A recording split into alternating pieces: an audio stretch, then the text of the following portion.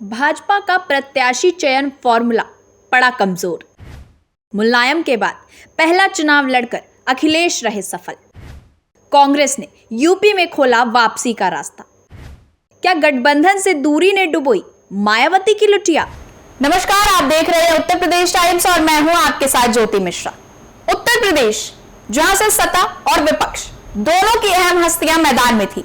बनारस से पीएम मोदी चुनाव मैदान में थे, तो रायबरेली से राहुल गांधी, लखनऊ से राजनाथ सिंह और समाजवादी पार्टी प्रमुख अखिलेश यादव के अलावा उनकी पत्नी डिंपल यादव भी चुनावी मैदान में थी। राहुल गांधी को रायबरेली में करीब 4 लाख मतों से जीत मिली है। समाजवादी पार्टी और कांग्रेस ने उत्तर प्रदेश में आर्थिक तंगी, खेती, किसानी और संविधान को कमजोर करने का मुद्दा जोर शोर से उठाया था। दोनों पार्टियों ने लोगों के बीच आरक्षण का मुद्दा भी उठाया था। कांग्रेस और समाजवादी पार्टी का आरोप था कि बीजेपी आरक्षण खत्म करना चाहती है।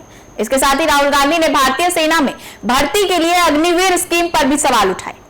युवाओं में अग्निवीर को लेकर नाराजगी कई बार सड़कों पर भी देखने को मिली थी, जिसका खामियाजा बीजेपी को भुगतना पड़ा। समाजवादी पार्टी और कांग्रेस पार्टी ने भी तय किया है कि सरकार बनेगी 4 जून के बाद तो राशन की मात्रा बढ़ेगी, गुणवत्ता बेहतर होगी, पैकेट का आटा और डाटा भी फ्री देने का काम होगा। इंडिया की सरकार बनेगी और 4 जुलाई 9 बजे सुबह लाखों परिवारों के बैंक अकाउंट में 8,500 रुपए कड़ाक से अंदर जाएगा। टनाटक।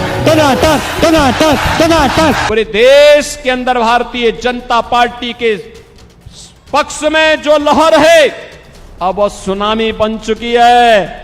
और आप देखना 4 जून को जब परिणाम आएंगे तो 4 जून के परिणाम में अब की बार 400 पार का लक्ष्य पूरा होगा। सपा खुलेआम कहती है राम मंदिर जाने वाले राम भक्त पाखंडी है, पाखंडी। एक और इंडी नेता ने कहा राम मंदिर अपवित्र है। ये लोग सनातन धर्म के विनाश करने की बात करते हैं। बहुत सारे फैक्टर्स थे, लेकिन जिन स्टेट्स में भाजपा बहुत उम्मीद करती थी अपनी संख्या रिटेन करने के, बढ़ाने के लिए, जैसे बंगाल है, उत्तर प्रदेश है, राजस्थान है, हरियाणा है, यहाँ पर उनको जनता ने नकार दिया। जो नैरेटिव था हमारा सकारात्मक था। भाजपा का नैरेटिव फिर हिंदू, मुसलमान, मंदिर, मस्जिद, मंगलसूत्र, भैंस, तरह तरह की बातें हुई। किसी ने क्या खूब लिखा है, किस्मत और सियासत कब पलट जाए पता नहीं चलता। जिस उत्तर प्रदेश में बीजेपी 80 में 80 सीटें जीतने का दावा कर रही थी, उसी उत्तर प्रदेश में बीजेपी को विपक्ष इतनी कड़ाके की टक्कर देगा, ये किसी ने नहीं सोचा था। लोकसभा चुनावों की मतगणना के मुताबिक बीजेपी को उत्तर प्रदेश में विपक्ष से जो टक्कर मिली है, उसके मुताबिक बड़ी पार्टी के रूप में समाजवादी पार्टी और कांग्रेस को काफी फायदा हुआ। लेकिन ऐसा कैसे और क्यों हुआ? बीजेपी का न केवल 400 पार का सपना टूटता दिखा, बल्कि वो सरकार बनाने के लिए भी लड़ाई लड़ती हुई नजर आई। यूपी में समाजवादी पार्टी और कांग्रेस एनडीए से आगे निकल गई। इस तरह स्पष्ट है कि यूपी में एनडीए से आगे इंडिया गुट है। जाहिर है कि यूपी में इंडिया गठबंधन को मिली सफलता का बहुत बड़ा श्रेय समाजवादी पार्टी के मुखिया और उत्तर प्रदेश के पूर्व मुख्यमंत्री अखिलेश यादव को जाएगा। समाजवादी पार्टी ने यूपी में जिस तरह की लड़ाई लड़ी है, उसी का नतीजा है कि कांग्रेस को भी उत्तर प्रदेश में लाभ होता दिख रहा है। ऐसे में क्या कारण है जिसने बीजेपी के 400 पार के नारे को 240 सीटों पर समेट कर रख दिया? आइए जानते हैं। मैं कह सकता हूं कि अब आवाज उत्तर प्रदेश के अंदर हर जनपद की है, हर संसदीय सीट की है। और इस आधार पर मैं कह सकता हूं कि 80 बने का आधार, एनडीए 400 पार, फिर एक बार मोदी सरकार का संकल्प अवश्य पूरा होगा। जितनी ऊंचाई पर जाकर कटती है पतंग, उतना ही बड़ा होता है उसका पतन। सामाजिक रूप से भाजपा ने देश में सौहार्द बिगाड़ा, भाईचारा खत्म किया, जाति के खिलाफ जाति, संप्रदाय के खिलाफ संप्रदाय लड़वाया, संविधान द्वारा दिए गए आरक्षण को साजिशन खत्म करने के लिए बेरोजगारों से छल किया।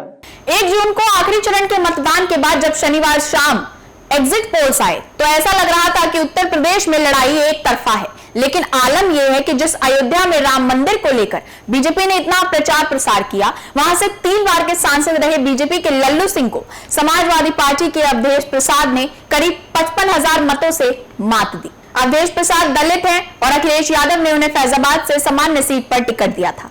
सभी एग्जिट पोल्स में बीजेपी को करीब 70 सीटें दी गई थी, लेकिन 4 जून मंगलवार को जब मतगणना शुरू हुई तो उत्तर प्रदेश में तेवर अलग ही देखने को मिले। ये पहला मौका नहीं है जब बीजेपी ने सांसदों को विधानसभा के चुनावी रण में उतारा। इससे पहले भी बीजेपी पश्चिम बंगाल, त्रिपुरा, केरल और यूपी विधानसभा चुनाव में ये फॉर्मूला आजमा चुकी है, लेकिन सफल नहीं हो सकी।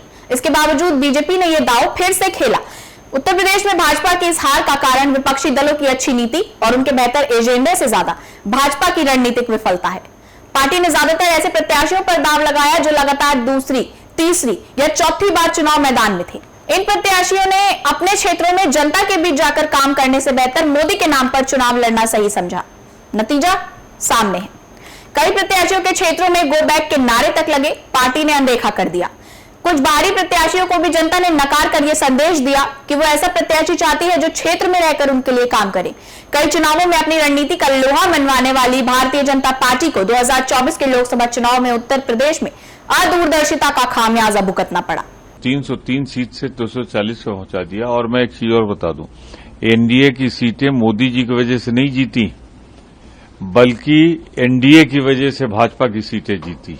किसी ने अंदाजा भी नहीं लगाया होगा कि उत्तर प्रदेश में बीजेपी द्वारा इतनी मेहनत करने के बाद भी इस तरह के नतीजे देखने को मिलेंगे। नतीजों के अनुसार बीजेपी को सपा से कड़ी टक्कर मिली। हालांकि चुनावों के शुरुआती दौर में सपा अध्यक्ष अखिलेश यादव पार्टी के अंदर पड़ रही फूट और दगाबाजी से परेशान थे, लेकिन देर से ही सही अखिलेश यादव ने कांग्रेस के साथ गठबंधन करने का फैसला कर लिया और रिजल्ट सबके सामने है। जिस हिसाब से सपा यूपी में बंपर वोटों से आगे निकली, उससे साफ जाहिर होता है कि इस मैच के मैन ऑफ द सीरीज तो अखिलेश यादव ही रहे। पार्टी में पड़ी फूट अखिलेश की सफलता में रोड़ा बनी हुई थी, लेकिन समय रहते अखिलेश यादव ने कुछ अहम फैसले लिए, वो कहीं ना कहीं अखिलेश यादव के लिए फायदेमंद साबित हुए। पिछले लोकसभा चुनाव में जहां कांग्रेस को केवल 1 सीट से संतोष करना पड़ा था, वहीं इस बार 6 पर अपनी जीत दर्ज कर ली है। जिन सीटों पर कांग्रेस ने जीत हासिल की है वो है सहारनपुर, सीतापुर, रायबरेली, अमेठी, इलाहाबाद और बाराबंकी। कांग्रेस को मिल रही जीत के बीच ये क्यास लगाए जा रहे हैं कि इस बार कांग्रेस ने अपने मैनिफेस्टो में कई सारे अहम वादे किए थे। इसमें से एक वादा था गरीब महिलाओं को हर महीने 8,500 रुपए और सालाना 1 लाख रुपए देने का। राहुल गांधी हर रैली में ये वादा दोहराते नजर आए, जो दूर दराज गांव में रह रहे परिवारों तक पहुंच गया। मंच से राहुल द्वारा कहे गए खटाखट जैसे नारे भी लोगों को अपनी तरफ आकर्षित करते गए और उनके दिमाग में 1 लाख रुपए हर साल दिए जाने की बात बैठ गई। ये सब मुद्दे और वादे आखिरकार इंडिया गठबंधन के पक्ष में गए और सपा और कांग्रेस दोनों को इन सीटों पर काफी फायदा हुआ। वहीं बसपा सुप्रीमो मायावती ने 2024 का चुनाव अकेले ही लड़ने का फैसला लिया था, जबकि 2019 में समाजवादी पार्टी से उसका गठबंधन बसपा के लिए फायदेमंद साबित हुआ था। सपा बसपा गठबंधन ने उस चुनाव में कुल 15 सीटें जीती थी, जिनमें से 10 बसपा की और 5 सपा की थी। चुनाव के ठीक बाद मायावती ने सपा से यह कहते हुए गठबंधन तोड़ दिया कि सपा अपना वोट बसपा को ट्रांसफर नहीं कर पाई। आमतौर पर बीएसपी को विपक्ष भाजपा की बी टीम कहकर टारगेट करता रहा, पर कहानी कुछ और ही चल रही थी। पश्चिम से पूरब तक मायावती ने ऐसे कैंडिडेट खड़े कर दिए जो एनडीए कैंडिडेट्स को ही नुकसान पहुंचा रहे थे। फिलहाल इस खबर में इतना ही। यूपी से जुड़ी तमाम बड़ी खबरों के लिए देखते रहिए उत्तर प्रदेश टाइम्स। धन्यवाद।